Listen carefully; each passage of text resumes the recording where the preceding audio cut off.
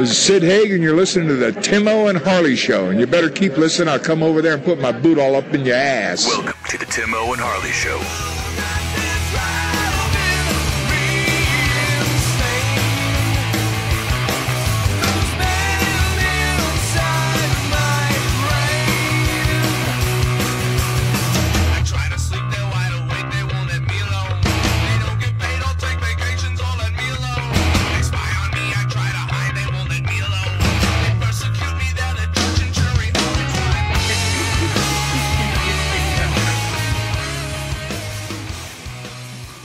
Thank you for listening to Timo and Harley Show. I am Timo. Over there is my partner in Mindcrime, Mr. Ben Harley. Say hello, Harley.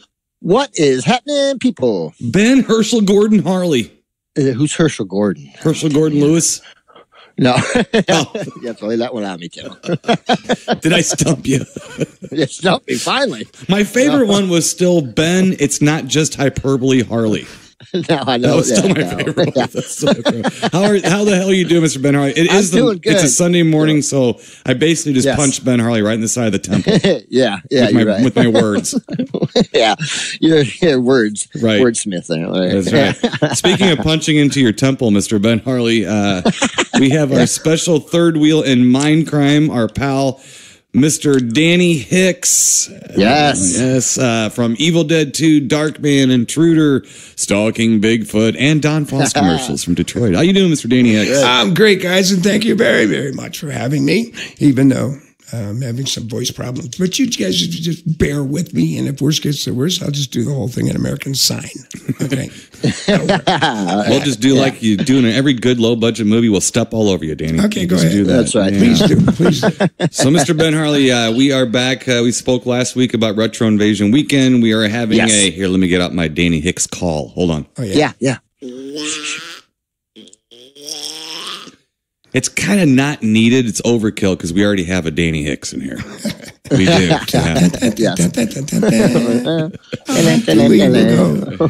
So we've been having a pretty good time. Mr. Danny Hicks and I, listen, Chance and Joe. Chance wasn't actually a big dick that day. He was okay. No, he was a nice kid. Yeah. We had fun. I had fun with it. But we went to the Arch. Mr. Ben. Yes, the St. Louis Arch. Yeah, we went up in the Arch the last day you could before it went underwater. Oh, yes. Not the whole thing. Not the whole thing, because it's 630 feet high. Just the bottom part. But the Mississippi River is a flowing, boys and girls. Big, muddy, and roaring. It's flooding. We were having our flood. And really, we have yearly floods. This is one of the bigger ones. But this ain't nothing compared to the early 90s when we were here. People are like, oh, it's the second highest since then. There is a big difference. There's a big difference. It might be second highest, but that's a far second. But you want to know what the flood waters were like in the 90s? Stand on your head. But so we've been having a good time. Arch was okay. Mr. Benhart, I get bored easy, and I've been up there before. I want to report they have the exact same carpet, and the piece of gum I stuck up there is still there. Oh, from 1982. Mm-hmm. Well, you know, unless you're a fine year, Timo. Unless you're very, very claustrophobic, I highly recommend it. It's very fun, and you can see your house from up there. You know, it's really cool. It's pretty good. Yeah, I'd love to do that sometime. I really would. Yeah, I've always wanted to too. I mean, I've seen it so many times, but never been up. Yeah. In fact, I don't know, I didn't find out until a few years ago that you could even go up in it. I just thought, well, it's pretty to look at. You can't do anything with it, but yeah, you can. You can go all the way to the top, 630 feet. Well, in the last few years, they've renovated it. So they put a new museum. You basically go underground to get into one of the legs of the arch, and then you go into these Buck Rogers looking, and I mean production value, Buck Rogers looking pods. Yeah, they are pods. Yes, that are about as big as a telephone booth. Okay. And you sit knee to knee with other people hunched over, and you ride up. It holds 5 people. Mm-hmm. And they stick 5 people in there. Yeah. I mean, there was 4 of us, and they were the first time they stuck a guy in there, he looked super nervous. Yeah, he did. He was making me he was holding on to a briefcase like a man with glasses and mustache in an airport movie, Mr. Ben Harley. I wasn't sure what was in the briefcase, but he was hanging on to it. Was it making a ticking sound? Yeah. I was listening for sure. I'm surprised no one mentioned that because he was also wearing a suit. Yes. No one else in the whole place was. And he was also Middle Eastern. Yes. I think. Oh, So, yeah, it was pretty interesting, but nobody mentioned it. Now, had he sat down and went, whoops, then I would have been, he mistakenly wandered in here and sat down thinking it was the Metrolink. Is this the airport? Yeah. You catch a plane from the arch. But it was the second time that there was a poor kid who's an awkward, like 14 years old or 13, and he couldn't wait to escape the pod going down. He couldn't wait. I bet. If you're claustrophobic, it's pretty tight quarters. Yeah. And it rocks around like a Ferris wheel type of thing, you know? Yeah, Well, it that's has to go scary. up a curve. Yeah. So it has to adjust for the curve. So but what's cool is that pretty there neat, are though. windows, so you can see the inside of the skin of the arch. Yeah. That And was all- cool. Okay. And all the little gutty works inside it and everything. But it was interesting, Mr. Benhart. We actually did a little touristy thing. while Danny was Nice. here, Well, that's so. good. Well, St. Louis is where the place to be right now, Timo. I know we're in the space-time continuum, but I do believe there's a special guest in St. Louis today. Stanley Cup is there. Oh, yeah. Because That's right. St. Louis has the opportunity to win the Stanley Cup Yes, in they the do. space-time continuum. Yes, they do. And I'm very, very proud of them and your fans. So You'll be happy excited, for you Mr. guys. Benhart. My buddy Donnie, who is the DJ around here that always has Fragile Porcelain Mice come in, has a picture with the cup. He was standing next to the cup, and he's an excitable person. His eyeballs look like Odie from Garfield. He's an excitable guy. He is fired up. Oh, I So, bet. yeah, I think one of his ears shot off at some point. He's very high strung, so he's excited about all this. But I thought you'd like that. He was with the cup. Yes. The cup. The Cup, yes. Yeah, it's I've been around it a few times in my life. It's pretty awe-inspiring. Yes. Yeah, I'm not a real big hockey fan, but don't the players take it home and stuff like that? Yes, yeah. Each player gets 1 day with the cup. Yeah. And then also like a lot of people, the front office people and coaches and stuff too. But yeah, if that thing could tell some stories, boy. I'll bet. Yeah. It's got some dings in it too, doesn't it? Yeah, I do believe Danny got thrown into the Detroit River one time too. Yeah. After a Red Wing victory. I don't know if they meant to do it or it fell in. We don't know. Well, they know how to celebrate in Detroit. They did. You win Yes, they did. you win the World Series. You say, "Hey, we won the World Series. I'm going to fuck your girlfriend. Let's turn over some cop cars, light them on fire, and roast some weenies." Yeah, Would tear it be the a place bad apart. idea to lick the Stanley Cup? Is that what you're saying? Possibly, but I do take very good care. Well- There's one guy that takes it around, and he presents it to them. But yes, there's been some. Yeah, but I think they keep it pretty clean too. Okay, all right. Well, I'm just worried about it. I mean, sometimes when I get change back at Walmart, I like to chew on it.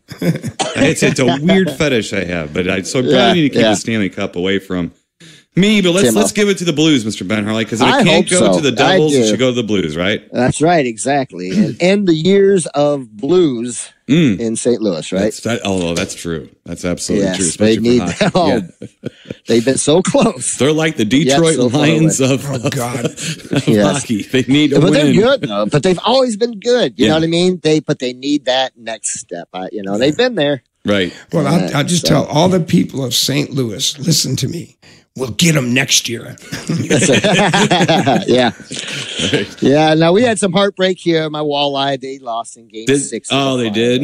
Yeah. But you know what? What a fun season. What a great time. And they really brought the city together. Good. I mean, even while they would have the game, say downtown, the Mud Hens would open their stadium if they weren't playing, and they would show it on the large screen, and even while they're on the road. So it was really nice for the town. It was Cool. Good. Win, lose, or draw, a lot of fun. So we'll get them next year, Danny.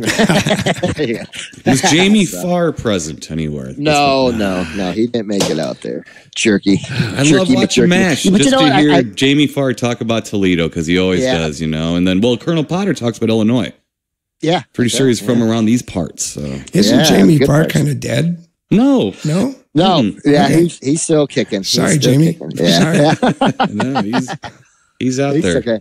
But I'm not sure if he came in or not, Tim. I don't think so. He might have, but I don't know. Well, I'm gonna have to look into this. I'm worried about him. Upset. He wasn't down there with us common folk. You know? Gotcha. He was a big wig in Toledo over there.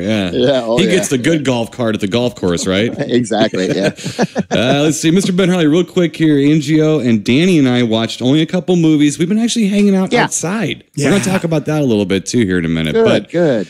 Got a couple movies and wanted to report back to our lovely audience. Let's see. First up, we have been talking about this movie a little bit. Now, a couple weeks ago, I told you Angio and I watched The Public Enemy starring James Cagney.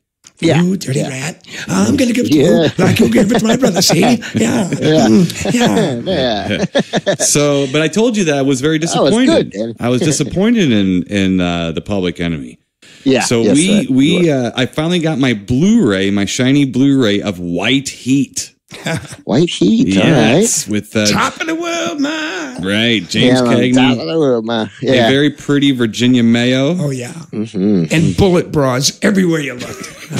Oh my goodness. Ben Harley, it took one night for Danny to start going, more bullet bras. We need more. I go, Danny, in this house, it is full of bullet bra movies. Do not worry. Right. Yeah, but we haven't seen one since.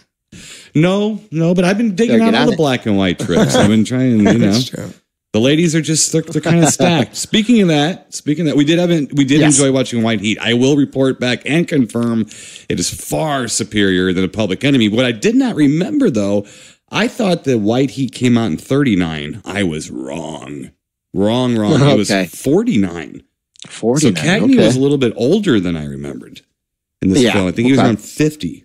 So I kept wondering where they got all those short actors. I mean, because in my career, they just put my ass on an apple box. But him, they're all running around and shit. Nobody's taller than him. You know, so I'm thinking, wow, where'd they get all these short guys? They're all hunched over, got bad backs, tying their shoes on their knees.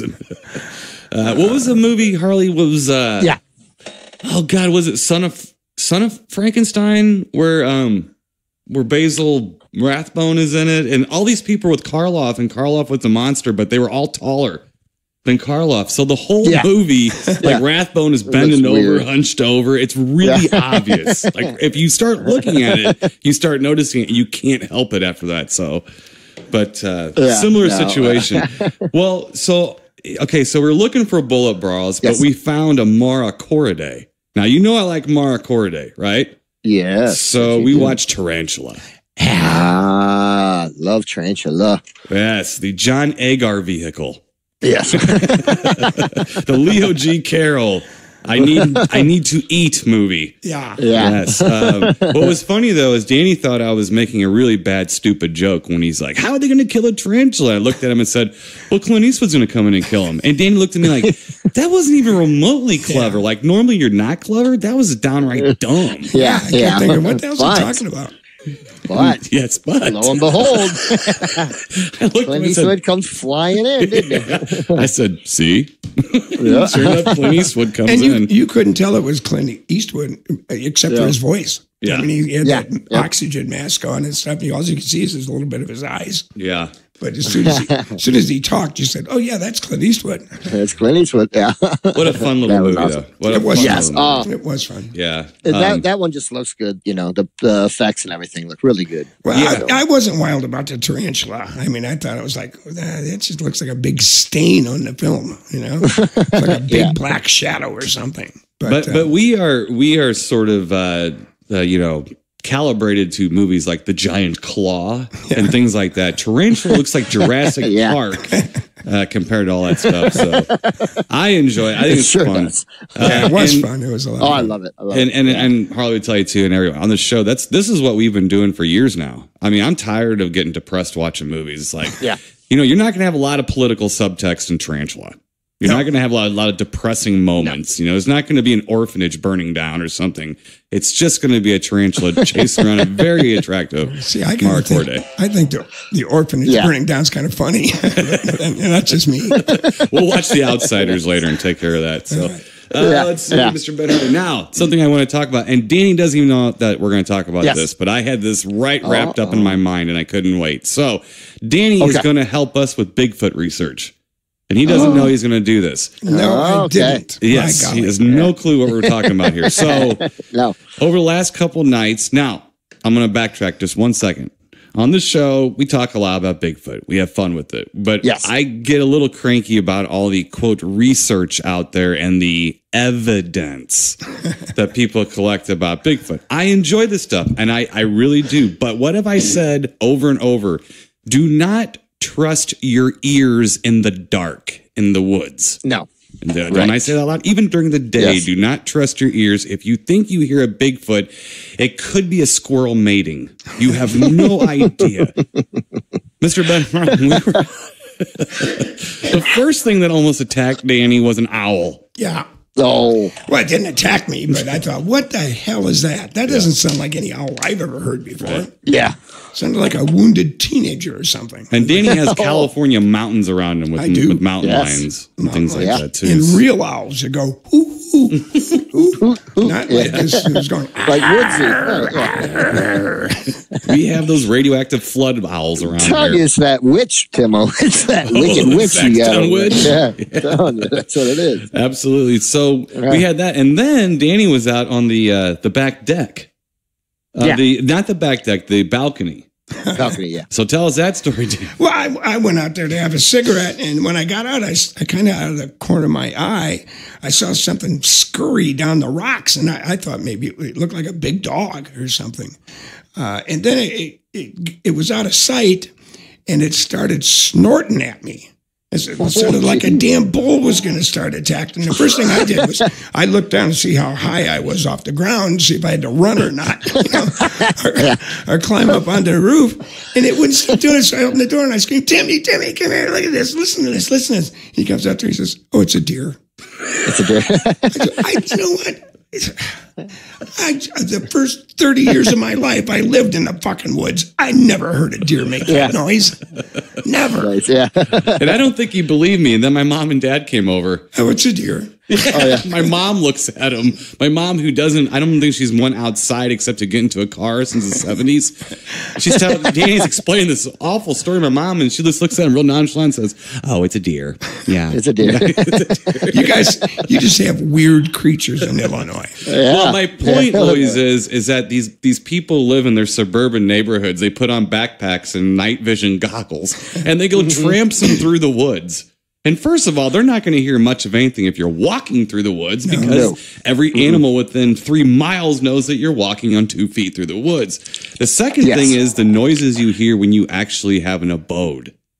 When you're not walking through the woods, when you're sitting a little high, staring out into the woods, you're not moving much, and you do hear the strangest things. Well, you know, I've been hunting where I've been in a deer blind. So you sit there, you don't move, you wait for the deer to come to you.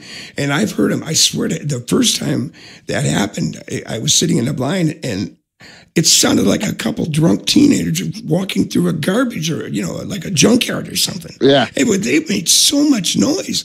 And I finally said, my God, those are deer. I thought they'd be stealthy. But no, they made a tremendous amount of noise coming through the woods. Right. Yeah. So this is funny because I have said many, many times that I'm not buying the sounds.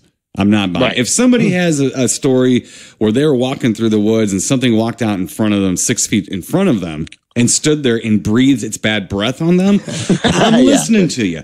I'm listening because a bear is scary enough. I'm ears. I'm listening to what you're having to say. If you said, I was out in the woods and I heard a tree knock and I heard a growl, you heard a branch fall and you heard an opossum. You heard something. Pissed off possum that got hit by a falling rock or a falling tree limb. Yeah. Would it really freak out the Finding Bigfoot people? Follow them around with a cage full of rabbits and kill one every now and then. You'll really freak out the Finding Bigfoot people. When they are on their thermal going, oh, look, it's a deer. You're like, oh, geez, turn the fucking channel. Jesus Christ. So, it was funny, though. And honestly, though, they do sound cool. The owls out here have some really cool, and we do have regular hoot owls.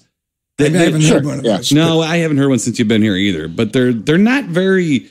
The ones you're hearing, the odd ones, that's what we normally hear. But man, they make a cool sound. God, they make a cool. I don't know if they're barred owls or what they are. I don't know what they. Yeah, but it could be screech owls. Well, if you go on YouTube, you can actually do a search for owl sounds, and they have videos of like 24 different owl sounds. Yeah. You want to talk about some blood curdling shit?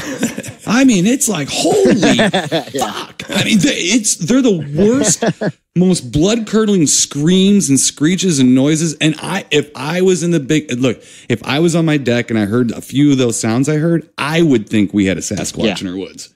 And I live here. Yeah, sure. And if I heard that, I'd have to go find that other sound because they make some weird noises. Well, the owls we've got in California, I mean, they're nice and big, and they're so loud. Sometimes they keep my stepdaughter awake at night.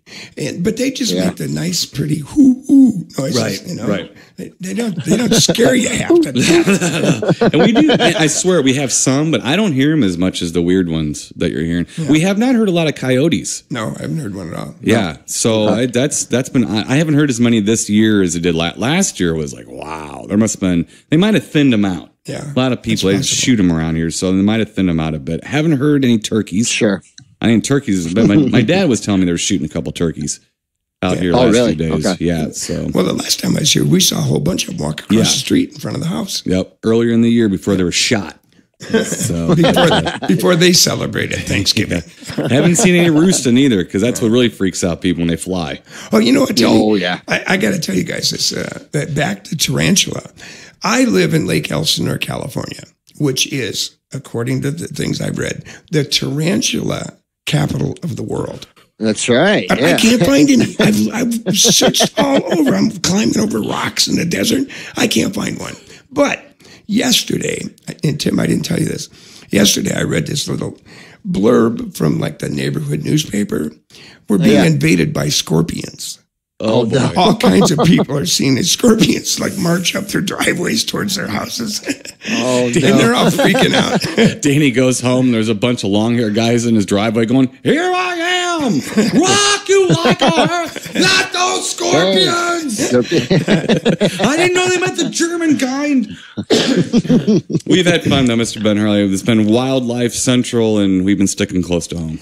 So we've got Shay protecting us at every given moment. So yes, it's been a good time though. It's been burning. Snowy out there too. Right? Oh, Snowy's he's really getting out. He keeps bringing us mice. I missed that last night. Yeah, he brought us one last night. I had to throw it back down the woods, and I think he went chasing it.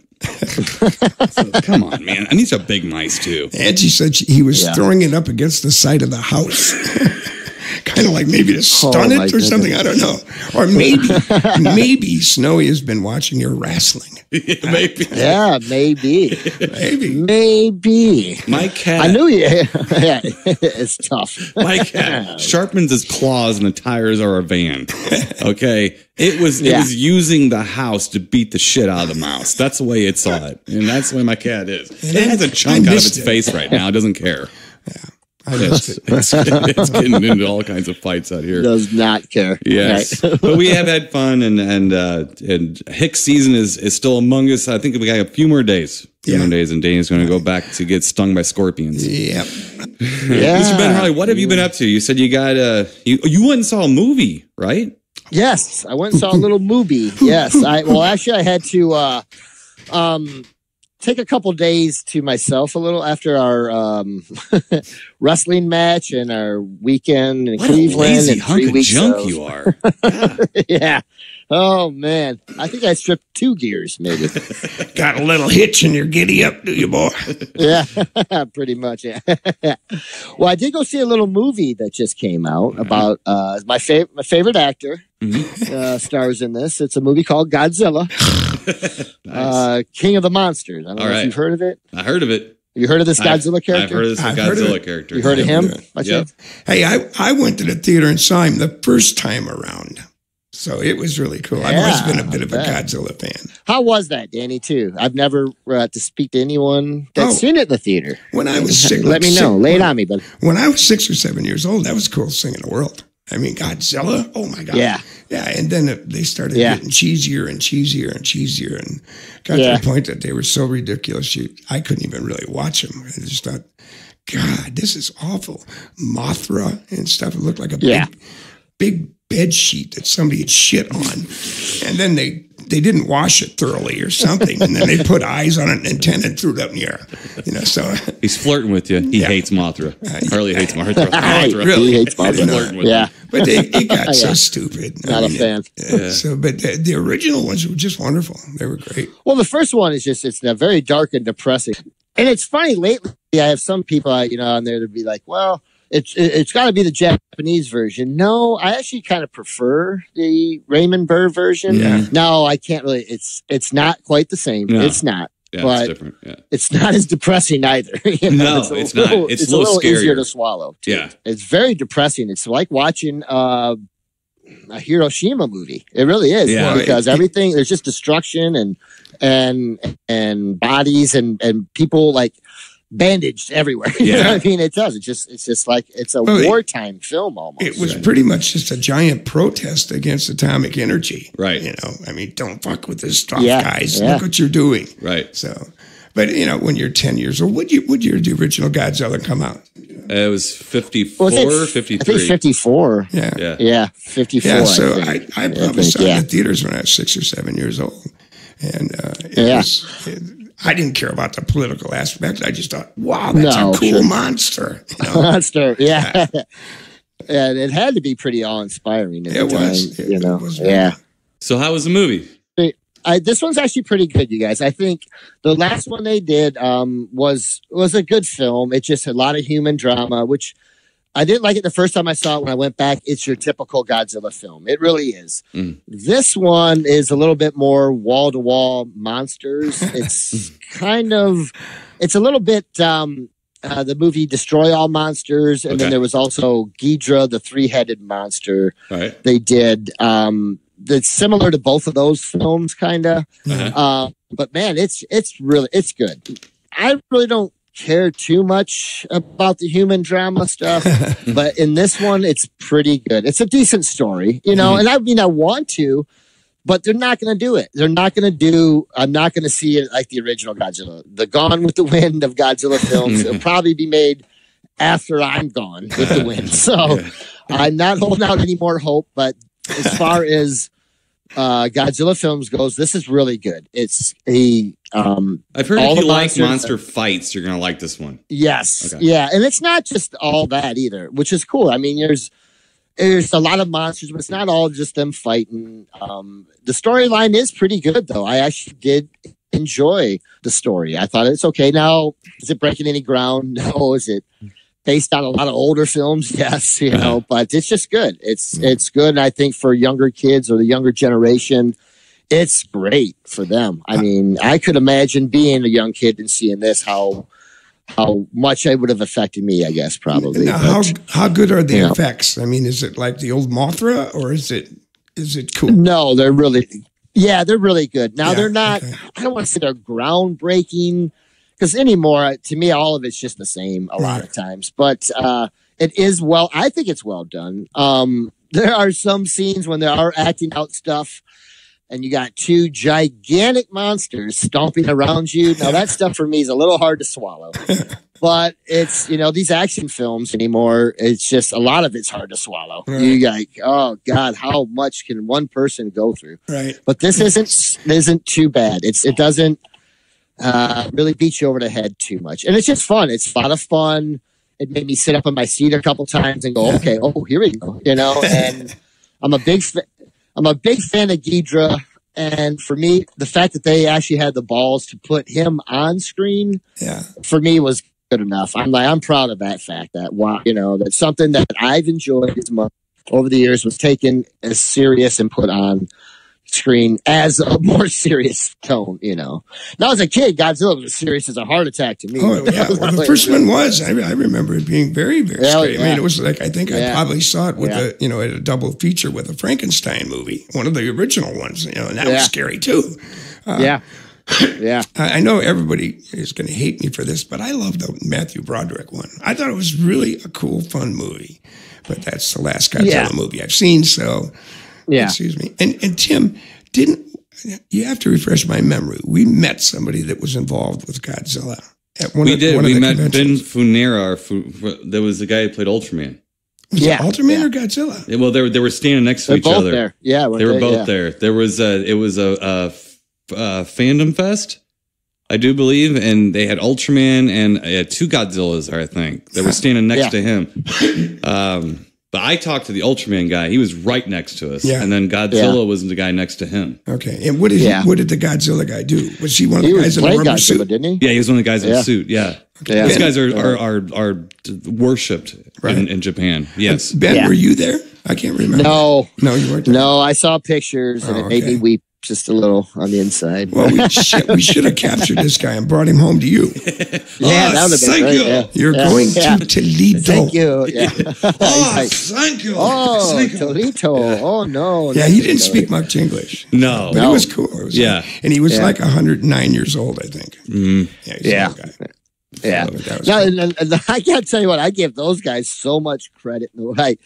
You watch those, and here's a guy in a rubber suit crashing through all this nicely made sets with giant explosions and fireworks attached to them that are going off. And it just looks like the building's on fire wherever they're at, and I give them guys so much credit for doing it. It had to be like, so the temperature alone in there, and then just the hazards. Yeah. It's just insane. When you stop and really think about like some of that stuff, it's well, they couldn't do a rubber suit monster anymore. I don't think they'd be allowed to do a rubber suited because of all. I'm not sure how many safety officials were on set during those movies. Well, I think it depends on where you shoot it too. Right. I mean, the Hollywood and the SAG thing, it's getting so stupid. I told Tim, the last movie I made, they wouldn't even let me use a real knife for anything. I mean, even to hold my hand, it was all fake shit. That's stupid. Yeah. Just give me a real knife. I'm not like I'm going to go berserk and kill everybody. And if I want to, I can just go into craft services and grab a butcher knife. So they're protecting us a little too much. Mm-hmm. Yeah. I'm watching these movies now where the actors are banging around and crashing into shit. And you can tell it's really the actor. I mean, movies from the 60s, 70s. Yeah. Mm-hmm. Nowadays, they won't let you do any of that shit. Right. So it was good? I'll give it a 8 out of 10 as for the film. It was a couple things they could have done that would have helped me out that they didn't do. Mm-hmm. Like they didn't do Ghidorah's voice, or not his voice, but he always made that really weird telephonic. Yeah. And it was always, that's whenever it shot its laser beams out. It was always really off-putting sound. You know what I mean? Yeah, it was really weird. And they didn't use Me and Dave Winkler, between the two of us, we can do Godzilla, but it takes two of us to do it. Because Dave does it, and I go, so we have to do it together, though, because he can hit the real high-pitched. I smoked too long. I couldn't do it. But if you have Godzilla, the last Godzilla, Timo, they did? Yeah, I do, yeah. You might show Danny if you get a goof, if you want. Danny might like that. It's a little fun. It's more like the it is more like the Broderick movie. Better monster. Well, the Broderick movie I thought was really cool until the Godzilla showed up. Godzilla showed up. Then it kind of became like just then T-Rex showed up. Well, that's it. It wasn't Godzilla. It was a monster, but it wasn't. It felt more like it switched on a dime to Jurassic Park. It did. It was a whole Madison Square Garden, like 45-minute thing with eggs and babies hatching out of. Right. I can't remember very much of it. The one thing don't remember that part, Danny. You'll much more enjoy it. I was with friends. I was with my girlfriend at the time. Whenever we saw the movie, and we were at the drive-in, and when they killed the big Godzilla, we were leaving. And all of a sudden, a bunch of little baby Godzilla started attacking people running around. We kept leaving. I was like, this is fucking stupid. Let's get the fuck out of here. See, I can't even remember that. The one thing I do remember is the television commercials they did for Taco Bell. Yeah, those are good. I just laughed my ass off that little dog running around and go, here, lizard, lizard, lizard, lizard. I thought those are good. But you guys, this is a good film. Okay. It is good. And after all the superhero films they got going on, this is a little bit more fun. I think I'd rather see this. And you know what? I don't enjoy these Godzilla movies because like I used to. I like the first Godzilla movie as a movie. Yeah. And I like the Raymond Burr version and I like the Japanese version. Depends on how depressed I want to feel afterwards. But, but moving on from them, how suicidal you're feeling. Right. moving on, when they got really cheesy, that's why I liked them, because they were funny and they were silly and they weren't any less cheesy than an episode of the Electric Company on PBS or something like that. You know? Well, some of those stories are actually really good, though. Some of them have some really, like Rodan, and there's some other ones that have some great. really, I loved Rodan. Really serious tone in the subject matter. Some of the monsters stuff, maybe not so much, but Godzilla, Smog Monster, to me is still the greatest. Oh, that's Godzilla wonderful. film. That's a wonderful film. It's just a wonder. Yeah. It is. It's so good. It's so underappreciated. It's so weird. Godzilla versus the Smog Monster. It was the last, I believe it was the last of the Toho original series, right? And they didn't even have enough money to make a city anymore. So it was just a big fight on Mount Fiji. So they could just have one set. And would I enjoy the movie, Tim? I think you might. It's very bizarre, though. It is weird. It's a hippie. The director worked with Kurosawa on a bunch, right? That he was an assistant to him. So it's one that's like it's good. It's different. It's very different. It's filmed very well. It's more of a film noir type Godzilla. This is a very stupid question, Tim, but do you have a copy of it? I got it on Blu-ray. Yeah, that's what I thought. Maybe he's got thousands and thousands and thousands of movies. I mean, I started trying to count them, and I said, nah, fuck that. I quit, yeah. You know, I'm only going to be here for 10 days. Yeah. Well, that's good, man. I'm glad. I'm glad. Because I enjoyed it. It was fun. It really was. I'm going to go back at least one more time to see it in the theater with my daughter, I believe, my oldest, and because I want to see it again in the theater. It's fun. It's a fun theater film. Right. Plus, I only paid $5. We went on a Tuesday at 10 o'clock in the morning, and it was $5.50. I about swallowed my tongue. She said $5.50. I said, huh? She said $5.50. I was like, wait a second. This is Godzilla. I thought maybe it was the Broderick. Maybe I was going back in time, Danny. But they're still trying to recoup their money. My brother and I. Even then, it was $15. I think back then. Even it was. My brother and I would go to the Farmington Civic Theater in Farmington, Michigan, every Saturday afternoon because my mom was a bartender at the bar next door. So she'd take us and just dump us off at the theater. It was a nickel. Wow. A nickel. Yeah. You know, for the Saturday afternoon matinees. And you saw 2 features, and then you saw 10 or 12 cartoons and previews of upcoming attractions and all that shit for a nickel. A nickel. And I was happy at $5.50. I was happy. I about danced the jig because I was thinking, it's $15 or something. Is that like how much now, a ticket 11 is? to. It's up at least over $10, $11, $12. And then if you want to see. Where the hell's all that money going? They're not sure as hell not giving any of it to me. No, I know, Danny. I tried. I said, give some to Danny. Put this on Danny's account. Thank you.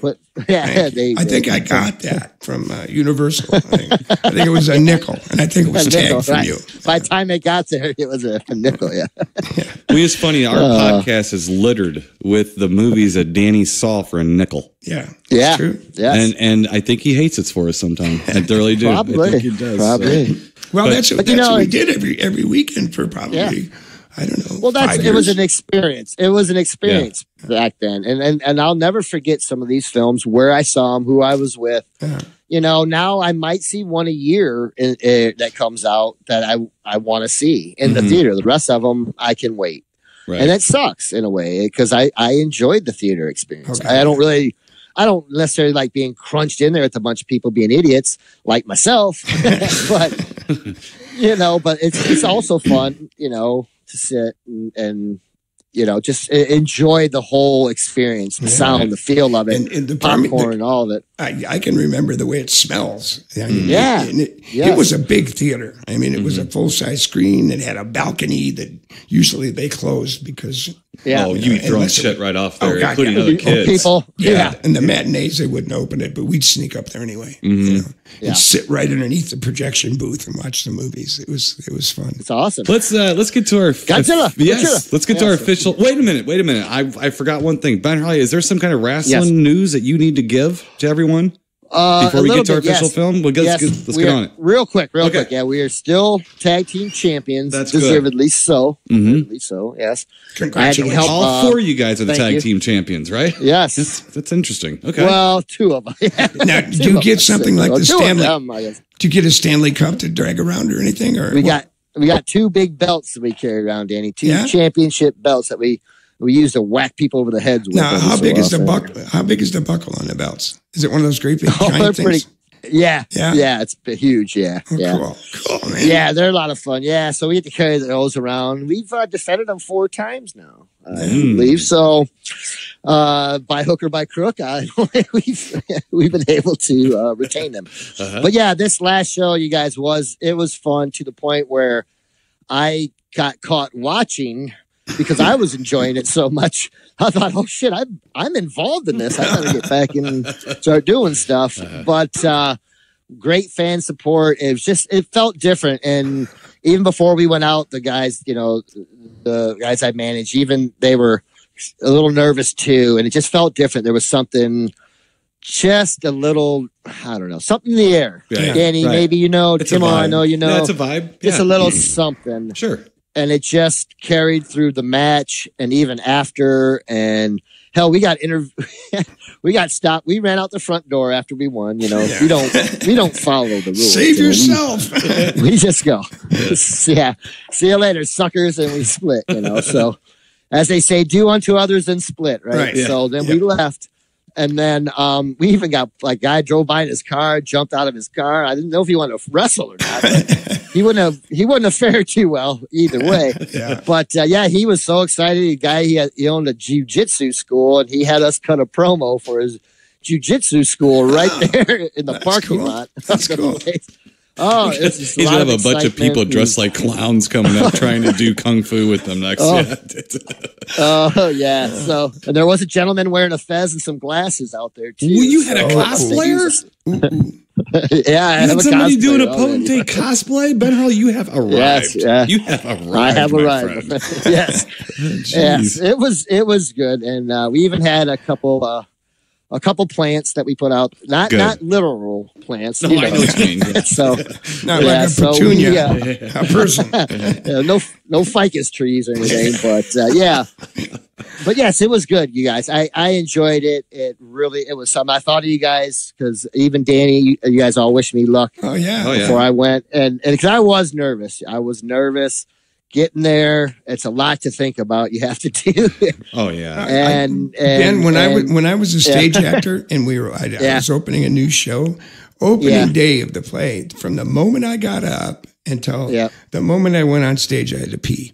I don't care. I could pee for 5 minutes. I'd walk out of the John and I'd have to pee again. And it happened with every show I did. It's nerves. Yeah. And I don't want to let nobody down. And plus, too, it's a no disqualification weapons match. I was a little nervous about that. Well, you go out there not naked, but you go out there entertaining wise naked and have to ad lib in front of people while people are beating the shit out of each other and try to make it look like it makes any lick of sense. Right. And wrestling by definition doesn't make a lot of sense. No. I mean, if you listen to the promos and stuff, who on earth talks like that? Who? Yeah, nobody. Dick the Bruiser. But it is. It's a special something to keep it moving, to keep it moving forward and keep you interested. It's not easy to do. Yeah. I mean, you're basically putting each other in headlocks and bouncing off ropes and falling on, and then you have to make that compelling and dramatic to people. So there's something. Now, what do you guys have coming out next? Oh, July 7th. Okay. July fireworks. July fireworks. So I'm getting my bag of goodies already packed. You're not going to bring any fireworks into the ring with you. Oh. Well, I have these little exploding. Yeah, I have these exploding. They're like party confetti poppers? Guys. Yeah, but they're big, huge ones that you turn and they shoot. They make a pretty good size. No, Roman candles, you mean? Well, no, they shoot confetti, but a good size thing. Hey, still, I bet you the fire marshal's going to frown on that. I really do think so. No sparks come out of them. No sparks or flame, but it does. It has a little TNT. You have to twist twist the candle thing or whatever, and then it pops out the end. But they get people's attention. Well, now see, you shouldn't have told them because they're probably listening. Mm-hmm. Yeah, I know, but I'm good, Danny. They'll still be surprised when you shoot them right off their face. So it'll be a surprise. I thought you were kidding. I think we might come up in the August one, Harley. I think that's what we're going to shoot for. Maybe it depends on when it is. So if that's July, what did you say? July 7th? Yes. So I would think that would be mid-August then, at the latest when you do the next one. Yeah. After this that. next one, I might have to get in the ring. I'm not quite sure. It might be Kevin or I. We'll see. It's a 6-man tag because poor Ray Orndorff got cut. He got hurt. Oh boy. She's greater to the head, and so now he's mad. Yeah, now he's mad. He was the ref. Yeah. Geez, what do you expect? The patient survived, but the doctor died. Yeah, it's funny though. This last on Saturday night, they wouldn't even show the match yet. We'll see what they're gonna do. Yeah. They showed photos of the match because it's too graphic right now. So we'll see. Yeah, that's it. That's a sizzler. They're trying to tease that. Yeah, they'll show it. They'll show it. Oh, if not, I have it and I'll send it to you guys. Okay, that's cool. I'll come over and act it out for you. Yeah. Well, very good. So that's thank July 7th, and it's St. Clement's Hall in Toledo, Toodly-Doo, Ohio. Yeah, Holy Toledo, yes. Bell time, 5 o'clock, if I'm not mistaken. 5 p.m., my friend. All right. Yes, doors open at 4. Very good. So congratulations, Mr. Harley, on your belt. Thank you, That's Danny. really Thank cool. you, my friend. I'll get you a picture. I'll send you a picture. All right, cool. There you go. Thank you, buddy.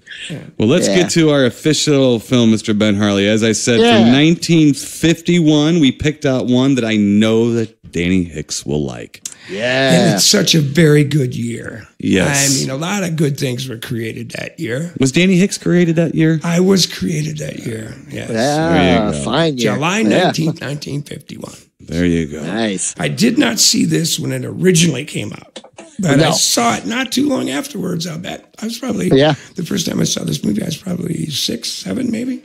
Yeah, you probably reissued. They probably re-released it. I'm sure I saw it at the Farmington Civic Theater for a nickel. Mm-hmm. Yeah. Yep. It's a good one. Let me get out. We haven't even said what it is. No, it's The Day the Earth Stood Still. The original with Michael Rennie. Yes. What's interesting about this, and I'm just going to throw this little tidbit out there, that when they did release the Keanu Reeves movie on Blu-ray, The Day the Earth Stood Still, I did not hate the film. I just didn't think it had much to do with The Day the Earth Stood Still. I thought it was an okay science fiction film. But what was cool about it is that it was a 3-disc edition, and 1 disc is the original. I like that. I like that. They give you the original. Cool. So they're not hiding the fact that we ripped this off from a different story, like Guillermo del Toro did in Shape of Water.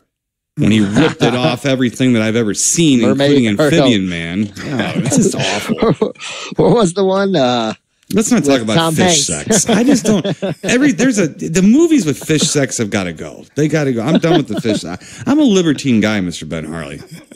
I just no. You like to eat fish, but it's not have sex. I ain't fucking no trout. All right, let's get out Movie Guy. Let's get back to Day the Earth Stood Still. Let's get out Movie Guy and give a short 1-sentence storyline synopsis for The Day the Earth Stood Still, in case you have no clue as to what The Day the Earth Stood Still was about. Yeah. Here we go. An alien lands and tells the people of Earth that they must live peacefully or be destroyed as a danger to other planets. Hasn't worked yet. That's it. No. Hasn't worked yet. That's it. We're still fucking it up. Yes. So we get a flying saucer that floats down. And very then nicely, too. Yes. And then I must say that was awesome the way it landed. It looked good. Sorry. You liked it? It did. Yeah, It looked I love the way the sound stopped when the saucer was completely underground. Everything just went quiet. Yes. I thought that was really great. Yeah. It looked good, too.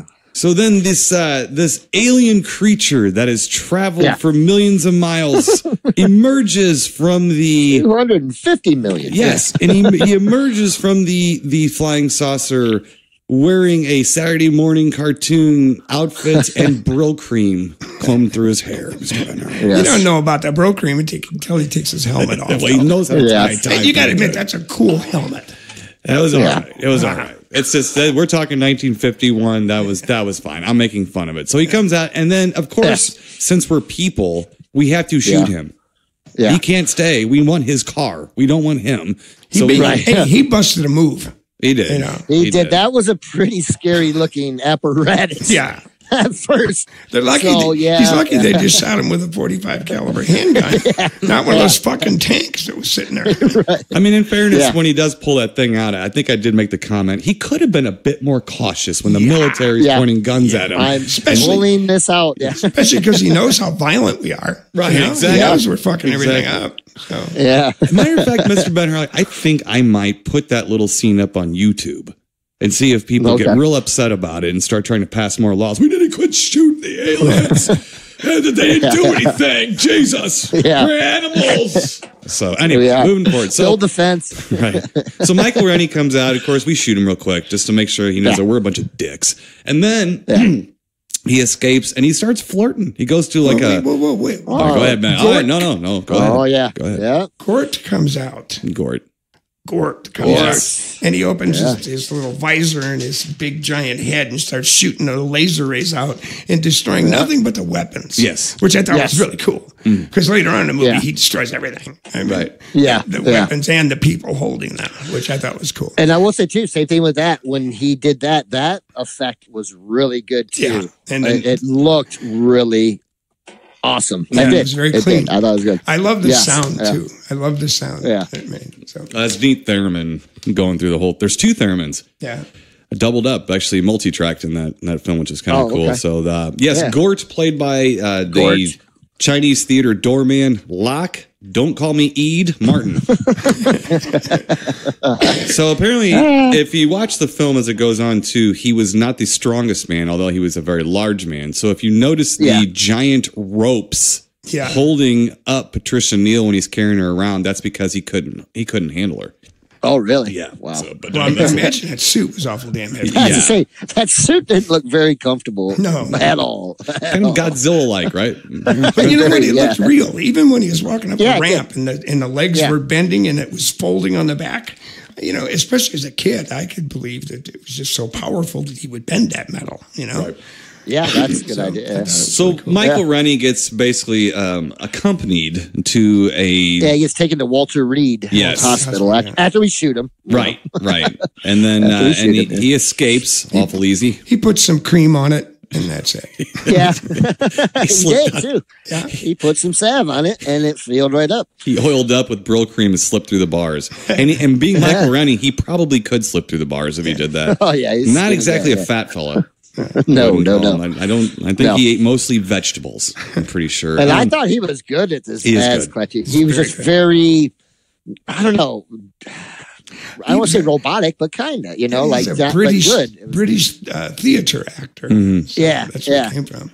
So then he goes and rents a room at one of those houses that only exist in movies, where a bunch of people live in a house paying rent. Everything. So, and then he have food, eat every meal together. Yes.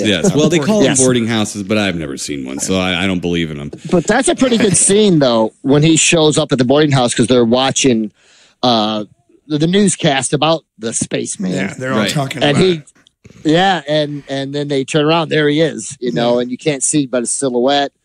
And I like that scene because they kind of scramble around, but not real fast, but slowly turn on the lights and what do you want? Right. It just. That was a real tense scene to me. I thought it was really cool. I liked that. I thought what was even more tense was when he showed up to the boarding house, if that is what it is called. And one of the residents there was awful familiar, Mr. Ben Harley. I sure hope you remember. Yeah, Aunt B. Aunt B. Old Aunt B. Boy, that chicken Aunt B, I'm coming home. Oh, Andy, sit down. Yeah. Oh, so Aunt B didn't like the communists. Aunt B did not like the communists in this. No, not at all. So Michael Rennie starts to flirt with Patricia Neal and starts using her son to get to her.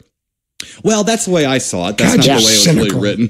Cynical bastard. So young. And the hero of the film, Hugh Marlowe, is just trying to stop it and kill Michael Rennie. This is the way it should be done. Yes. I am an American. Where's my flag at? I don't care about anybody else. I'm going to be famous. Right.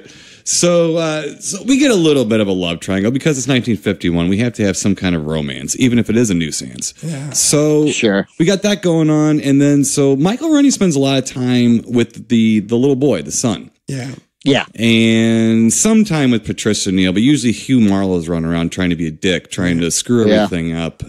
Cock blocker. And then what's very cool and excites me a little bit, and I think excited Danny as well, is that Michael Rennie finds his way to a scientist's house to try to get help from smart people and runs into Sam Jaffe. Yeah. And it's when the little kid tells his mom, he said, Mr. Carpenter, help. Whatever the guy's name. What was the doctor's name? Do you remember? Bernhardt. Yeah. Professor Bernhardt. He says, Mr. Carpenter, help Professor Bernhardt with his math. I thought that was really cool. Right, right. Yeah. Help him with his math? Wow. Yeah. He helped Albert Einstein with his whole theory. Right. Yeah.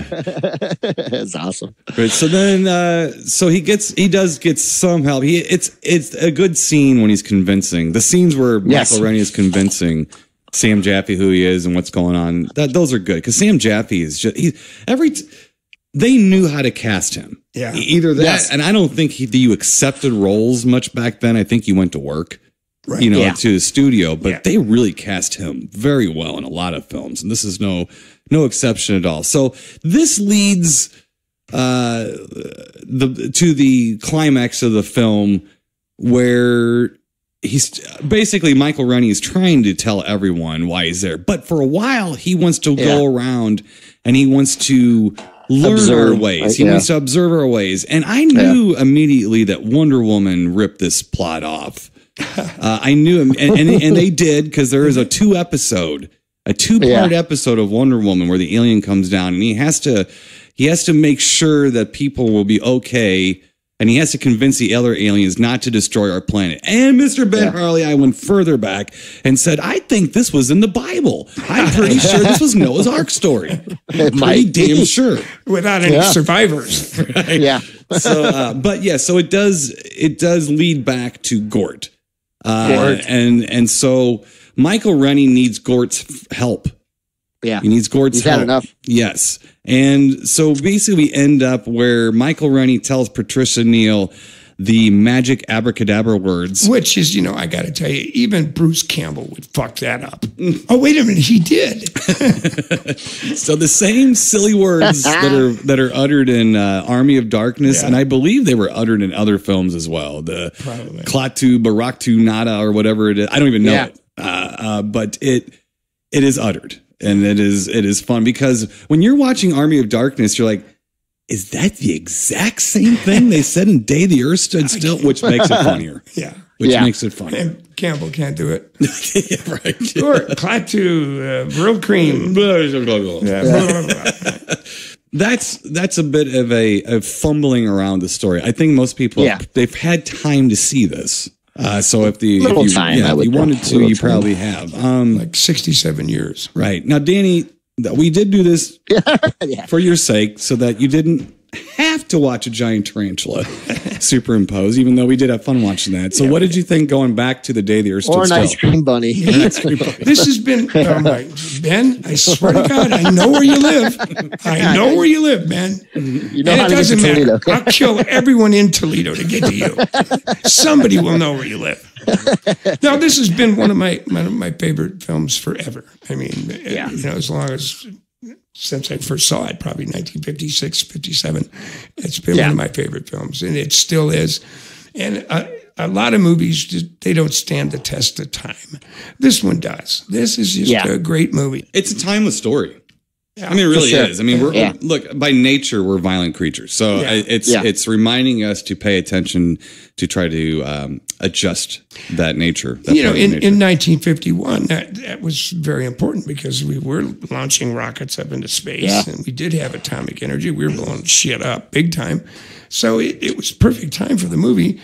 And not only is it an important story, but it was very, very well told. Mm-hmm. That's why it holds up so well. Well, even like an Aunt B was saying in there, she thought, well, it's the Russians coming. It's the Russians. So all that paranoia. Right. It was a big thing. Yeah. You guys mentioned the missile crisis not too long ago. I remember that. I remember it very well. And people were scared to death. I mean, we didn't think we were going to wake up in the morning. We thought that was it. Right. We were going to blow up the world. Mm-hmm. It was scary. Well, there's a lot of movies that came out after this too that used that almost as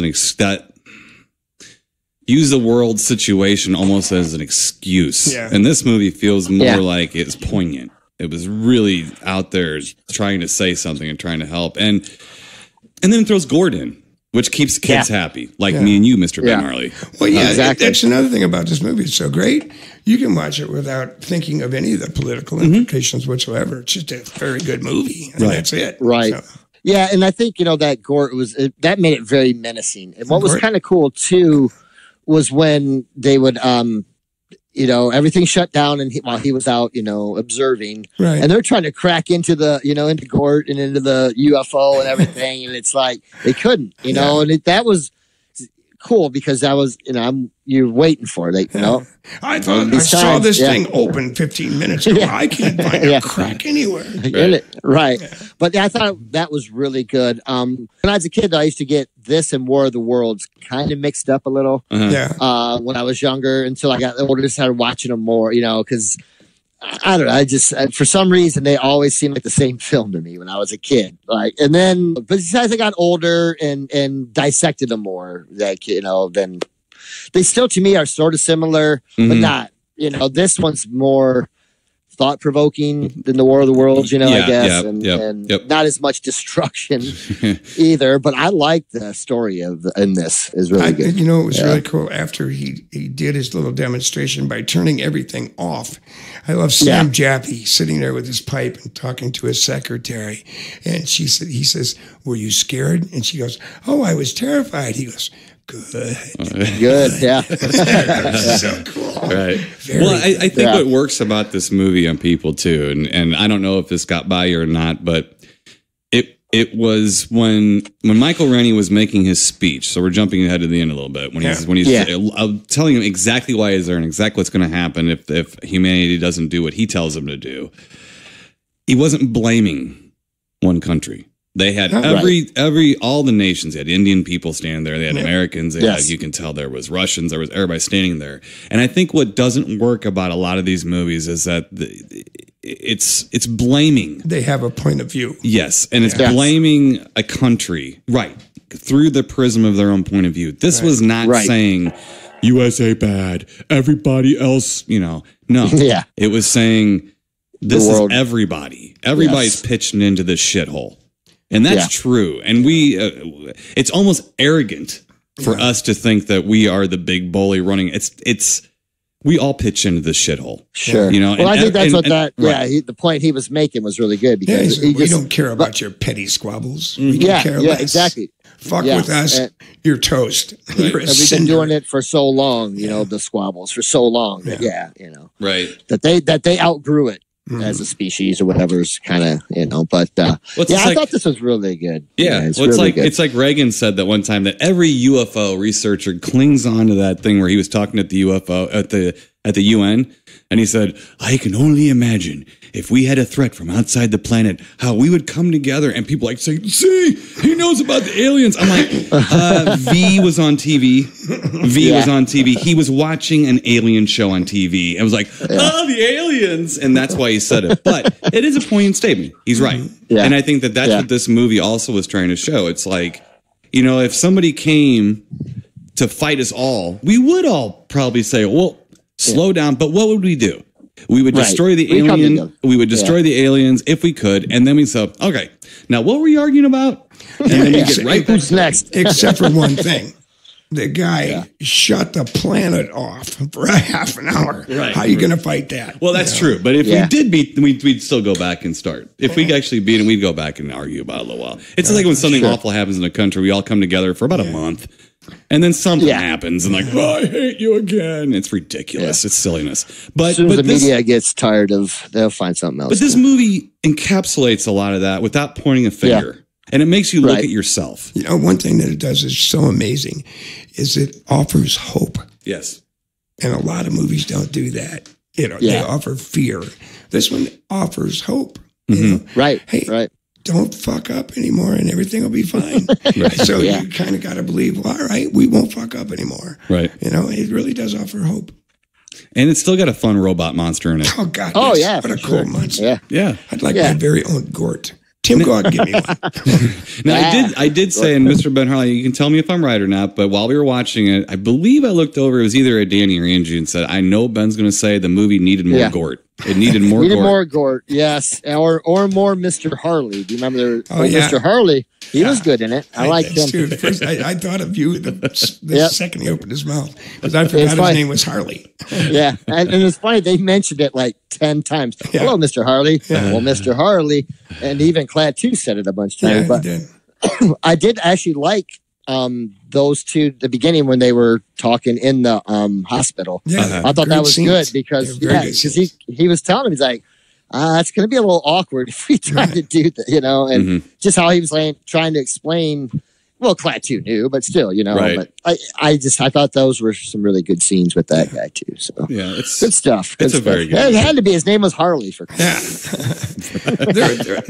As far as I'm concerned, there weren't any bad scenes in this movie. No, I thought they were all good.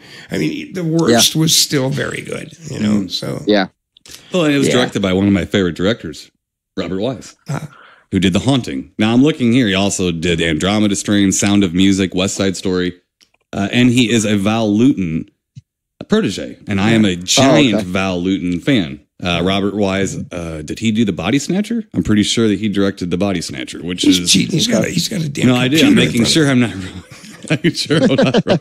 So don't disagree with him, because he's looking at it. Yeah. No, he did. He did The Body Snatcher and Curse of the Cat People, which is actually a fantastic movie. Yeah. Val Lewton, I was telling Danny, was handed titles from RKO and said, "Now make a movie." So they gave him Cat People, and he made a brilliant movie about cat people. So they gave him Curse of the Cat People, and that pissed him off. So he made this gentle fantasy about a little girl who has a woman that she thinks is a witch living next door. It has nothing to do with the original film at all. Body Snatcher is a Burke and Hare story. But he takes Karloff and makes it into a subtle supernatural movie where nothing supernatural happens at all. But everything's happening in the shadows. And Val Lewton taught Hollywood, I believe, that what you don't see is scarier. Yeah. He taught it. Oh, yeah. I mean, and Scorsese did a whole documentary called Man in the Shadows about Val Lewton, talking about how he should be celebrated much more because he taught that subtlety that is missing, like in your Godzilla movie that you saw. Yes. There's no subtlety in that, I'm sure. Any James Cagney movie. Right. Right. So, but I do like Robert Wise a lot. He's very, very good. And I think The Haunting was a real good example of that subtlety, as well, where there's nothing that happens in a haunting. I remember that. Yeah. It's just kind of like, I think there's a door that bends, and that's about it, so, but anyway, so that was good. So it was very good to watch it. It was fun to watch. I'm glad that we watched something that Danny enjoyed. Yeah. Of course. And I'm going to, of course, give it a big grape ape up. Up to the Raptors, Mr. Ben Harley. This is a good one. How about you, Harley? What are you going to do with this movie? Yeah, same thing. Big grape ape up. Big grape ape up. Danny. Yeah. What is your highest award for a movie? Grape ape up to the rafters. That's it. I'll take that. Grape ape up to the rafters. There you go. All right. So it's a great movie that stood the test of time. Absolutely. And I'm very glad we got to watch this with Danny. And me too. End of another Hicks season. So we're going to have to plan another season. Man. Yeah. I haven't been here long enough. Yeah. We're going to have to change that. We'll do another Hicks season. Yes, for sure. Yeah. Maybe when Angie gets done with her. Yeah, when Angie gets done with her treatments, we're going to do a lot of stuff. So she starts those tomorrow. And we'll get through those. Absolutely. We get through those. We'll go see you wrestle and get the shit beat out of you. And then we'll have Danny back and we'll find somebody. You know what? Ben, I got to say this. If there's a slight chance that Angie will lose her hair during these treatments. Yes. If she does, if she does, we're all shaving our heads. Are you in?